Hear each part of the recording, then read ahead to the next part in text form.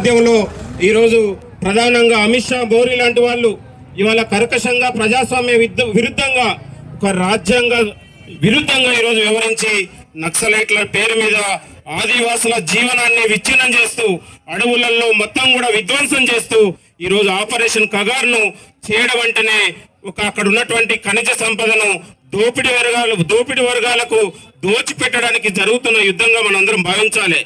దాదాపు ఇది ప్రపంచంలో బహుశా కూడా ఎక్కడ జరగకపోవచ్చు. ఒక భారతదేశం అంటే మిగతా ప్రపంచ దేశాలకు భారతదేశంలో ఒక ప్రజాస్వామ్యం ఉంటది, రాజ్యాంగం ఉంటది, ఒక స్వేచ్ఛ ఉంటది అనడానికి విరుద్ధంగా ఈరోజు బీజేపీ నిరంకుశం ఉన్నటువంటి మోడీ అమిత్ షాలు ఒక అత్యంత పాశవికంగా వ్యవహరిస్తున్నటువంటి తీరిది.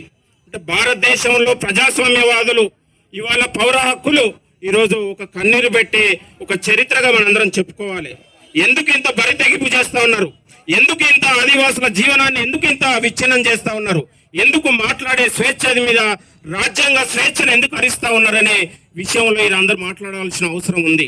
భారతదేశంలో ఉన్నటువంటి అన్ని రాజకీయ పార్టీలు, అన్ని ప్రజాస్వామిక పార్టీలు ఈ రోజు మోడీ అమిత్ షాలను నిలదీయాల్సిన అవసరం ఉందని కూడా ఈ సందర్భంగా గుర్తు చేస్తా ఉన్నాం.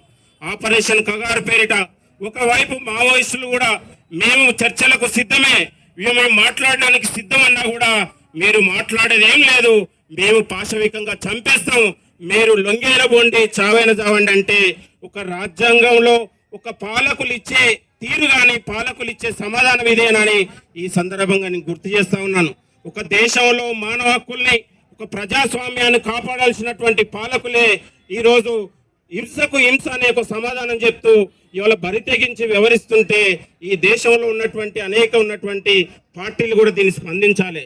ఇవాళ ఆపరేషన్ కగార్ను మొదటి నుంచి కూడా రాహుల్ గాంధీ గారు కాంగ్రెస్ పార్టీ మొదటి నుంచి కూడా ఈ యొక్క హింసను ఈ యొక్క ఆర్మీ పేరిట జరుగుతున్నటువంటి కగార్ను మొదటి నుంచి కూడా వ్యతిరేకిస్తూనే ఉంది.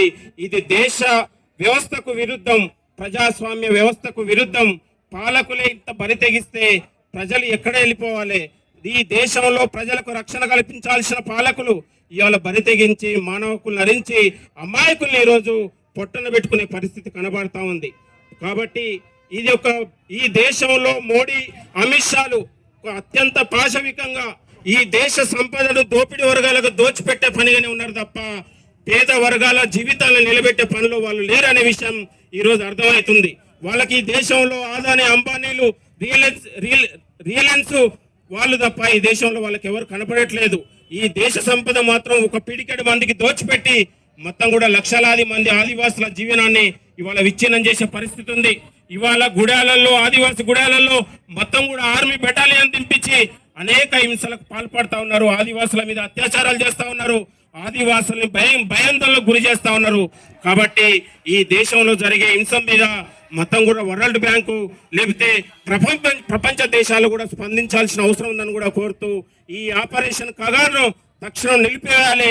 ఇది ఒక పెద్ద ఎత్తున ఉన్నటువంటి ఈ దేశంలో ఉన్నటువంటి ప్రజాస్వామ్య సంఘాలు, అన్ని రాజకీయ పార్టీలు ఈ యొక్క ఆపరేషన్ కగార్ను నిలిపేసేంత వరకు మనందరం కూడా కలిసికట్టుగా పోరాడాలని కూడా కోరుతూ ఈ యొక్క ధర్నా అనేది ఇది ప్రజాస్వామ్య స్ఫూర్తికి చాలా ఒక చారిత్రక అంశం. ఇలాంటి ధర్నాలు ఒక ఢిల్లీలో జరగాలి. ఢిల్లీలో రాహుల్ గాంధీ గారికి పిలిచి ఒక పెద్ద ఎత్తున మీటింగ్ పెడితే అప్పుడు కేంద్రానికి ఒక వణుకు వస్తుంది అనే విషయాన్ని కూడా మీ అందరికీ తెలుసు. ఈ దేశంలో భారత్ జోడో యాత్ర జరిగితే ఈ దేశంలో మొత్తం కూడా కులగణన జలగణన అని ఈరోజు కేంద్రం దిగొచ్చింది. కాబట్టి ఈ దేశంలో స్ఫూర్తిని కోసం ఒక ప్రజాస్వామ్యాన్ని కాపాడాలని, ఈ దేశంలో బడుగు బలైన వర్గాల జీవితాలను కాపాడాలని, వాళ్ళకు కూడా రాజ్యాధికారం రావాలని రాహుల్ గాంధీ గారు ఏదైతే ఒక సాహసోపేతమైనటువంటి యాత్ర చేస్తుండో ఈ యొక్క ఆపరేషన్ కగార్ విషయంలో కూడా రాహుల్ గాంధీ గారిని ఢిల్లీలో రామ్లీలా మైదానంలో ఒక పెద్ద ఎత్తున ఇలాంటి ధర్నాను ఏర్పాటు చేసి దేశంలో ఉన్నటువంటి స్టాలిన్ కావచ్చు, ఇంకా ఉన్నటువంటి వామపక్ష పార్టీలతో పాటు ఇంకా ఇండియా కూటమిలో ఉన్న అందరిని పిలిచి దీన్ని ఒక పెద్ద ఎత్తున చేయాలని కూడా ఈ వేదిక మీద ఉన్నటువంటి మీ పెద్దలకు అందరూ కోరుతా ఉన్నాం. ఈ ఆపరేషన్ కగార్ను తక్షణం నిలిపేయాలి.